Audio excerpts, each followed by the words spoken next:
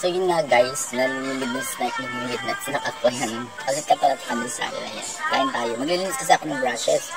So parang nagugutom, paluto na lang ako sa pamangkin ko na kakainin namin.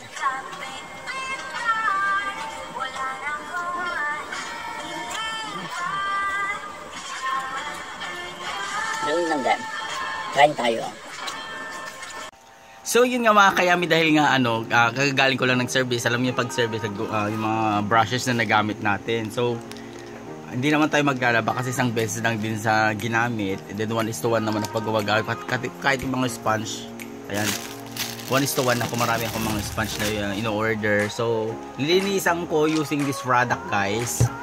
Honey Marie. Ayan. So kung may Honey Marie product kayo, i-spray nyo lang to sa sa brush, and then kikis-kis nyo sa may tissue, maalis na yung product, then masasanitize na siya. So ganun lang kaisi pag may makeup brush cleaner tayo. So using this product, Honey Marie makeup brush cleaner, ayan, ito ginagamit ko sa powder, sa siya pang finishing powder. So hindi naman kasi pwede natin laging labahan tong ating brushes kasi nga maalis yung dikit niya dito. Alam mo yung parang muuga na siya, di ba, ganda-ganda patas maalis yung dikit. So gagawin lang natin using Honey Marie, i-spray mo lang na siyang ganyan. Ayan, nakikita nyo naman. Alcohol, sanitizer, at na to guys. Then kikis-kis mo lang siya sa may tissue. Ayan, gaganyan mo sa may tissue. As you can see, ayan, dumidikit na yung product dito. Then natutuyo siya, hindi siya yung basta-basta, hindi siya yung pag in-sprayan mo mababasa, then matutuyo, nag-evaporate yung product guys. So madali lang din siyang matuyo. And then pagkatapos nyo siyang i-brush na ganyan, isprayan nyo ulit. Ayan, huwag nyo tipirin guys. Medyo pricey nga lang to guys. Itong Honey Marie. Lahat naman ng makeup brush cleaner pricey talaga. Kasi nga kapaki-pakinabang sila. Ayan, so pag na-ikuskus mo ng ganyan, using this product ulit, ayan, kung gusto niyo yung product na to guys, nasa yellow basket ko din siya, kahit yung tissue, wipes, ayan. So yung stick niya, i-wipes mo lang na ganyan, ayan, para maging malinis din yung stick, ayan. Habang ginaganin ko mo siya, tignan nyo guys, yung dumi ng brushes, nakadikit na siya dito, ayan. Kita nyo ba yan? Ganito siya ka bongga pag may makeup brush cleaner kayo. So ayaw naman natin na yung aayusan natin, ang baho ng makeup brush mo, ang tigas, ang baho, mga ganon. Ay, nangangati ako ganon. Ngayon wala silang alibay kasi nga bawat gamit natin nalilinisan natin yung yung ating makeup brush.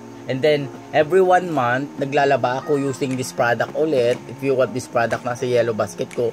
Washing machine po siya ng makeup brush. Ayan. Basta may tutorial ako dito sa TikTok. Kung gusto nyo panood kung paano gamitin to, nasa TikTok ko siya. Visit nyo ako sa TikTok. Ayan. Parang itatawag mo lang siyang ganyan yung brush. Doon din umiikot na yung washing machine na tumikot. Naalis din yung product.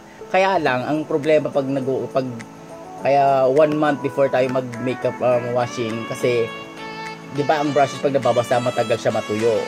So ang pinakamabilis na way para malinisan ang ating makeup brush, si Honey Marie. Ayan. And then wipes tissue din lang.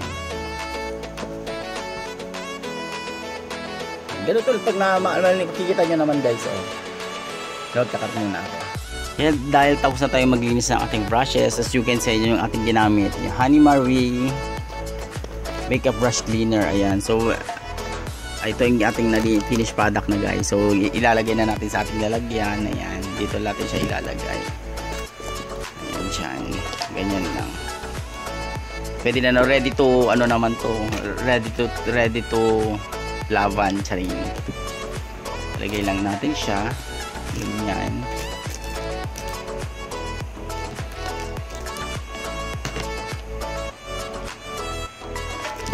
Hinahanap ko yung mga naalis na na may mga kasi naalis dito na brushes, so kailangan ko siyang idikit.